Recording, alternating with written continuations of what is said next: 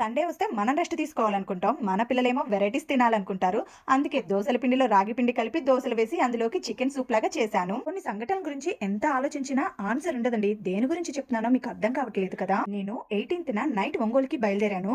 బస్సులో అప్పుడు మంచి నిద్ర పడుతుందండి. సడెన్‌గా మెలుకువొచ్చేసింది. చూస్తే టైం 2:30 అయింది. అందరూ మంచి నిద్రలో ఉన్నారు. బస్సేమో అరగంట నుండి అలాగే ఆగి ఉంది. ఏమైందా అని నేను బస్ డ్రైవర్ దగ్గరికి వెళ్లి అడిగితే, "ఏమోనమ్మా తెలీదు. ఇక్కడ ట్రాఫిక్ అంతా ఆగిపోయి ఉందని" చెప్పారు. సర్లే నేను కిందకి దిగి చూస్తే కుంభకోణంలో ట్రాఫిక్ జామ్ అయినట్లు బస్సుకి వెనక ముందు 1 కిలోమీటర్ దాకా వెహికల్స్ అన్ని ఆగిపోయి ఉన్నాయండి. ఏమైందని ఒక వ్యక్తి వస్తుండగా అతన్ని అడిగానండి. యాక్సిడెంట్ అయిందని చెప్పాడు. ఒక కారు బస్సు కిందకు వెళ్లి నుజ్జు నుజ్జు అయిపోయిందండి. కారు వెనకాల బస్సు ఏమో ముందు పార్ట్ అంతా డ్యామేజ్ అయిపోయింది. కారుని గుద్దింది కదా బస్సు.